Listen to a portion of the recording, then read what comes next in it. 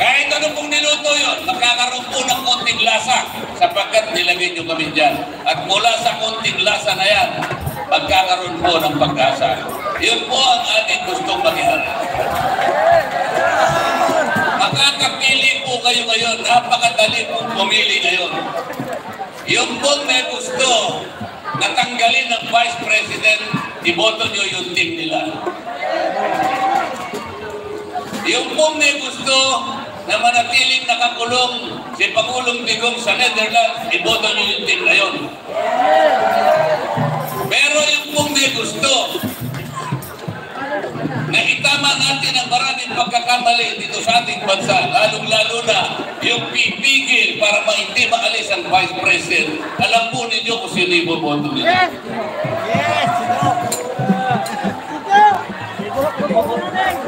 Yun pong pipigil para litisin ang dating Pangulo. Yun po yung iboto ninyo.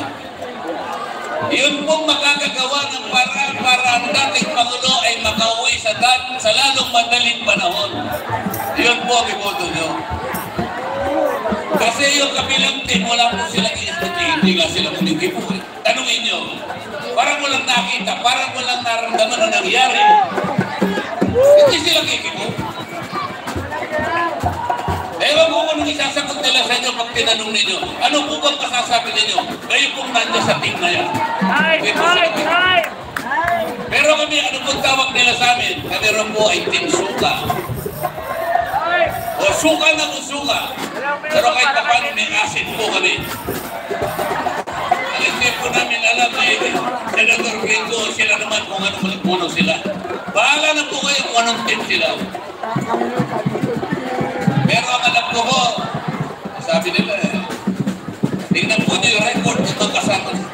Tingnan po niyo yung record. Yung tanda, tingnan po niyo yung record. Anong record? Kaya nagkahirap-hirap na nga tayo. Yung ba yung record?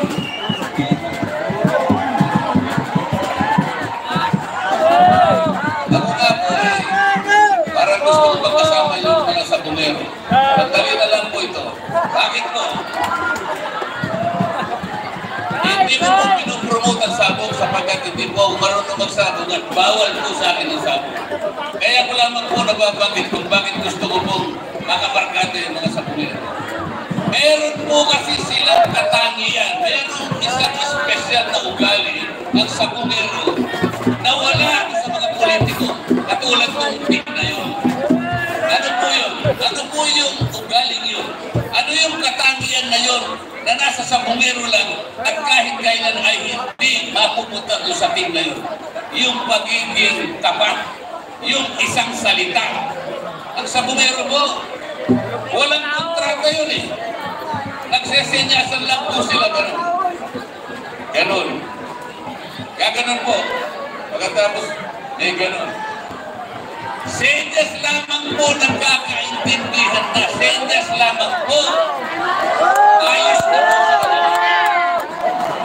Pero kung sa ibang team, sabi niya, ipinangangako ko gagawin ng 20 pesos ang presyo ng bigas.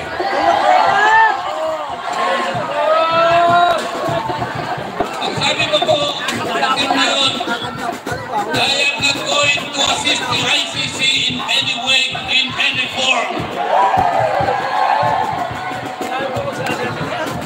Salita po nila eh.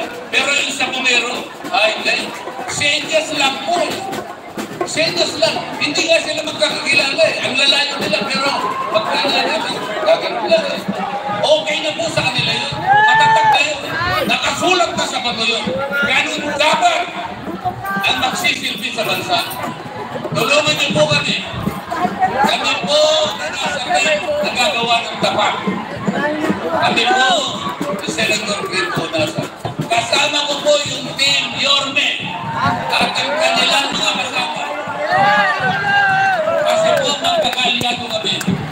Kami po ang gagawa ng mabuti para sa ating bansa. Magandang